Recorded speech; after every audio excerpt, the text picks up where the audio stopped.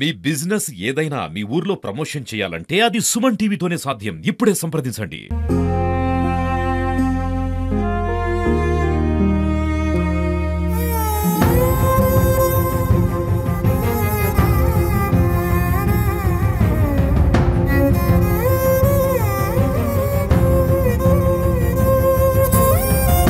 వాడు ఎంఎస్ ఈ ఫిబ్రవరిలో పూర్తవుతుంది అనుకుంటుండగా మొన్న మండే మార్నింగ్ 7:30కి నాతో మాట్లాడి 3 పల్టీలు కొట్టి ప్రమాదం జరిగింది.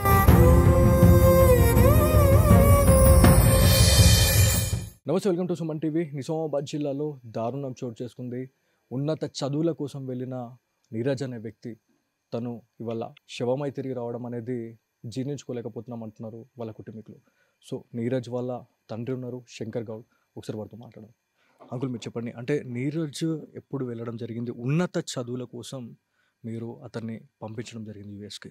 సో అసలు ఎట్లా జరిగింది యాక్సిడెంట్ అనేది? ఆగస్టు 14th 2023 రోజు వెళ్ళాడు. అయితే వాడు ఎంఎస్ చదువుకోవడానికి వెళ్ళాడు. వాడు ఎంఎస్ ఈ ఫిబ్రవరిలో పూర్తవుతుంది అనుకుంటుండగా మొన్న మండే మార్నింగ్ 7:30కి నాతో మాట్లాడాడు. అంటే వాళ్ళకి Sunday night 9 PM friend birthday ఉందని చెప్పి, బర్త్డే పార్టీ ఉందని చెప్పి వెళ్ళొస్తాను డాడీ అని చెప్పి కార్లో వెళ్ళాడు. ఆ తర్వాత 2:20కి అంటే తెల్లవారుజాము 2:20 ఆ ప్రాంతంలో అప్పుడు కారు స్కిడ్ అయ్యి 3 పల్టీలు కొట్టి ప్రమాదం జరిగింది. ఆ తర్వాత మా బాబు దగ్గర నుంచి మాకు ఫోన్ రాలేదు. అంటే డ్రైవింగ్ ఎవరు చేస్తారు అంకుల్? ఇప్పుడు ఇంత బాధ మిగిల్చడానికి కారణం ఏంటంటే ఒక బర్త్డే పార్టీ. ఒకవేళ చదువుకునే టైంలో వాళ్ళు ఇట్లా వెళ్ళడం అనేది నిజంగా అదొక రాంగ్ అనిపిస్తుంది. సో దీని గురించి మీరు ఏం చెప్తారు? అంటే డ్రైవింగ్ ఎవరు చేశారు? అండ్ దాంతోపాటు ఆ వెహికల్తో పాటు అది ఆల్రెడీ 3-4 పల్టీలు కుట్టిందని చెప్పేసి అంటున్నారు. అండ్ అక్కడున్న ఒక పోలీస్ వెహికల్ని కూడా హిట్ చేయడం జరిగిందని చెప్పి చెప్తా ఉన్నారు. సో అట్లా అంటే ఎట్లా ఉంది వాళ్ళ కండిషన్ కావచ్చు? ఇంకొకతను అంటే బర్త్డే పార్టీ కామన్గా జరుపుకుంటుంటారు కదా. ఫ్రెండ్ బర్త్డే కని వెళ్ళాడు. వాళ్ళ ఫ్రెండ్ది కారు ఉందని చెప్పి వాళ్ళ ఫ్రెండ్ కారులోనే వెళ్ళాడు. ఫ్రెండ్ కారు కాబట్టి ఫ్రెండే డ్రైవింగ్ చేస్తున్నాడు. తిరిగి వచ్చేటప్పుడు 12:00 బర్త్డే అయిపోయిన తర్వాత తిరిగి వచ్చేటప్పుడు 2:00 వాళ్ళు రిటర్న్ అయ్యిండ్రు. తర్వాత జస్ట్ ఒక 2-3 మినిట్స్ 4 మినిట్స్లో వాళ్ళ రూమ్కి చేరుకుంటారనే ప్రాంతంలో వాళ్ళ స్నో ఫాలింగ్ అవుతుందంట నైట్ రోడ్డు పైన. అలా స్నో ఫాలింగ్ వల్ల కారు స్కిడ్ అయి పల్టీలు కొట్టింది. కొట్టే సమయంలో ఆ పోలీస్ కారు అక్కడ ఉంది కాబట్టి దానికి కూడా తగలమంటూ జరిగింది. అందులో ఉన్న పోలీస్ ఆఫీసర్ కూడా ఇంజూర్ కావడం జరిగింది. అలా ఈ ముగ్గురు కూడా ఇంజూర్ అయిపోయారు. అందులో మా బాబు ఒక 45 మినిట్స్ అట్లా బతికి తెల్లవారుజామున హాస్పిటల్లో అంటే 3 గంటల ప్రాంతంలో జస్ట్ 45 మినిట్స్ బతికి చనిపోయాడు. వాళ్ళిద్దరూ కూడా ఇంజూర్ అయ్యారు. కాకపోతే వాళ్ళు అవుట్ ఆఫ్ డేంజర్. ఇప్పుడు నీరజ్ కూర్చున్న సీట్ అక్కడ ఎయిర్ బెలూన్ అనేది ఓపెన్ కాలేదు. ఒకవేళ ఓపెన్ అయ్యి ఉంటే నీరజ్ బతికేవాడు అని చెప్పేసి చాలామంది చెప్తా ఉన్నారు. సో అక్కడ ఆ ఫొటోస్ కూడా మేము చూసినాము. చాలా దారుణం అదంటే. ఇంకొంత టైంలోనే వాళ్ళు రీచ్ అయిపోతుండే వాళ్ళ స్వస్థలానికి. సో దాని గురించి మీరు అంటే వాడు బెల్ట్ పెట్టుకొని ఉంటాడు కానీ ఆ పల్టీలు అలా జరగడం వల్ల ఏమైందంటే ఆ బెల్టు మరి అది పెట్టుకోవడం వల్ల మరి బెలూన్ ఓపెన్ అయ్యి కాకుండా ఉన్నది. అతని వైపు అయితే అయింది కానీ వీడి వైపు కాలేదు. అలా కూడా వాడికి బాగా ఇదైపోయి ఉంటుంది. అదే డోర్ కూడా మొత్తం టోటల్ క్రాష్ అయిపోయింది. మిగతా 3 సైడ్స్ కూడా బాగానే ఉంది కానీ వీడి సైడ్ చాలా చాలా అంటే చాలా క్రాష్ అయిపోయింది. డోర్ కాడ నుంచి మొదలు పెడితే బెలూన్ కూడా ఓపెన్ కాలే.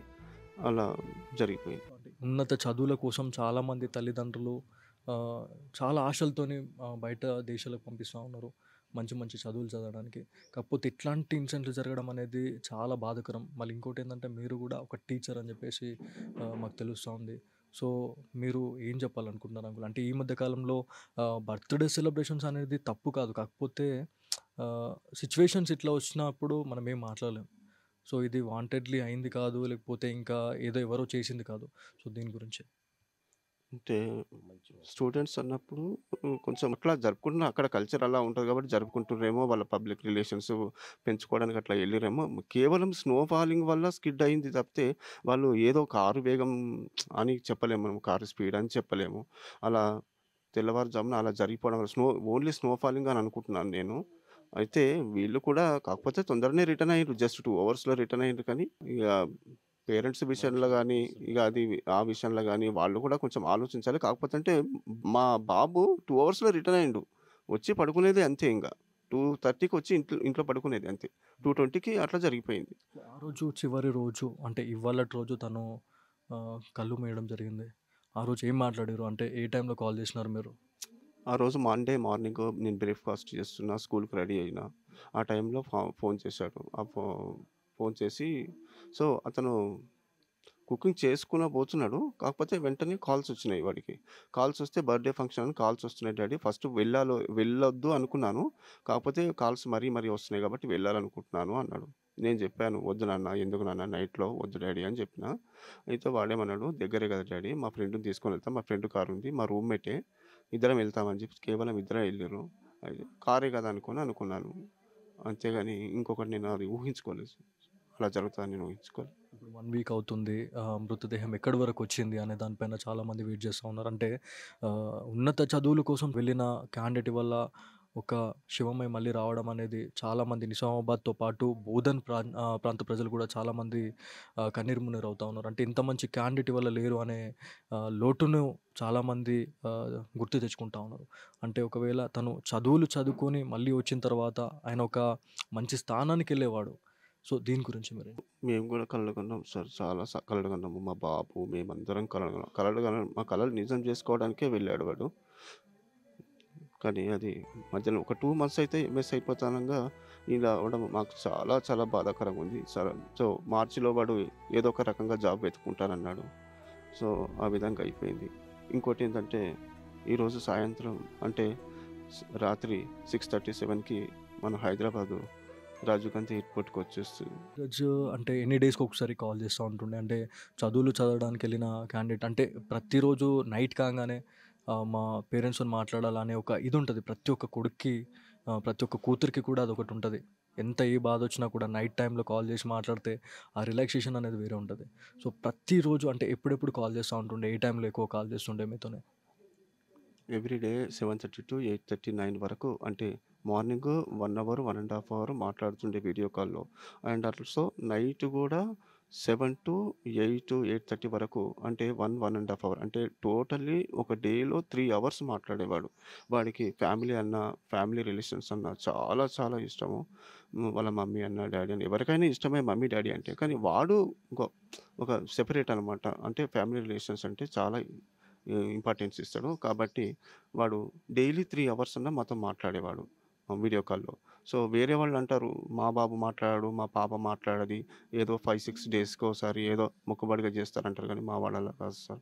సో, డైలీ 1 అంటే మార్నింగ్ 1-1 ½ అవర్, ఈవినింగ్ 1-1 ½ అవర్ అంటే సో, గ్రాడ్యుయల్‌గా 3 అవర్స్ పర్ డే మాట్లాడేవాడు మా బాబు. సో, అంత్యక్రియల్లో భాగంగా ఎప్పుడు జరిగే అవకాశం ఉంది రేపు? సో, మార్నింగ్ 7 నుంచే స్టార్ట్ అయితది. 7, 8 నుంచి అట్లా స్టార్ట్ అయ్యి 10, 11 కల్లా అయిపోయే అవకాశం ఉంది. ఇంగ అంటే మాలాంటి వాళ్ళకి కావచ్చు, మీ కొడుకు లాంటి వాళ్ళకి మీరేం చెప్పాలనుకుంటున్నారు? అంటే ఉన్నత చదువుల కోసం వెళ్ళి చాలామంది ఇట్లా తిరిగి రావడం అనేది చాలా బాధాకరమండి. సో, మీరేం చెప్పాలనుకుంటున్నారు? 2 తెలుగు రాష్ట్రాల ప్రజలకు కావచ్చు, 2 తెలుగు రాష్ట్రాల ప్రజలు ఎవరైతే ఉన్నారో తల్లిదండ్రులకు స్పెసిఫిక్‌గా మీరేం చెప్పాలనుకుంటున్నారు? పిల్లలు మాలాంటి పిల్లలు కావచ్చు, వాళ్ళకి ఇలాంటివి చెప్పాలనుకుంటున్నారు మీరు? సో, ఎప్పుడైతే పిల్లలు ఎంఎస్ చదువుకోవడానికి విదేశాలకెళ్తారో, అప్పుడు కొంచెం వాళ్ళు కూడా కొంచెం జాగ్రత్తగా అంటే సమయానికి ఇంటికి చేరుకొని ఆ! త వాళ్ళు వెళ్ళినటువంటి ఆశయాన్ని దృష్టిలో ఉంచుకొని, వాళ్ళు సమయం తీరుగా నడుచుకోవాలని చెప్పి నేను కోరుకుంటున్నాను. అలాగే తల్లిదండ్రులు గూడా పిల్లల్ని పంపించేటప్పుడు వాళ్ళ గురించి గూడా వీళ్ళు ఆలోచించాలి. సో, సరైనటువంటి సూచనలు హ్మ్. అవి సలహాలు గూడా ఇవ్వాలని జెప్పి కోరుకుంటున్నాను. పిల్లలు గూడా సో, తల్లిదండ్రులను దృష్టిలో ఉంచుకొని వాళ్ళు గూడా హ్మ్. సమయాన్ని బట్టి అనుకూలంగా వాళ్ళు నడుచుకోవాలని చెప్పి కోరుకుంటున్నాను.